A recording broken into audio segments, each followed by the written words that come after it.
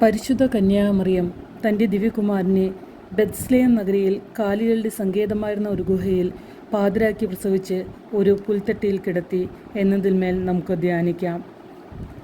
വിശുദ്ധ ലൂക്ക തൻ്റെ സുവിശേഷത്തിൽ ഇങ്ങനെ രേഖപ്പെടുത്തിയിരിക്കുന്നു. അക്കാലത്ത് ലോകമാസകലമുള്ള ജനങ്ങളുടെ പേര് എഴുതി ചേർക്കപ്പെടണം എന്ന് അഗസ്റ്റസ് സീസറിൽ നിന്ന് കൽപ്പന പുറപ്പെട്ടു. ക്വിരീനിയോസ് സിറിയയിൽ ദേശാധിപതിയായിരിക്കുമ്പോൾ ആദ്യത്തെ ഈ പേരെഴുത്ത് നടന്നു. പേരെഴുതിക്കാനായി ഓരോരുത്തരും താന്താങ്ങളുടെ നഗരത്തിലേക്ക് പോയി. ജോസഫ് ദാവീദിൻ്റെ കുടുംബത്തിലും വംശത്തിലും പെട്ടവനായിരുന്നതിനാൽ പേരെഴുതിക്കാനായി ഗലീലയിലെ പട്ടണമായ നസ്രത്തിൽ നിന്നും യൂദയായിൽ ദാവീദിൻ്റെ പട്ടണമായ ബത്ലഹേമിലേക്ക് ഗർഭിണിയായ ഭാര്യ മറിയത്തോടുകൂടി പോയി. അവിടെ ആയിരിക്കുമ്പോൾ അവൾക്ക് പ്രസവ സമയം അടുത്തു. അവൾ തൻ്റെ കടിഞ്ഞൂൽ പുത്രനെ പ്രസവിച്ചു.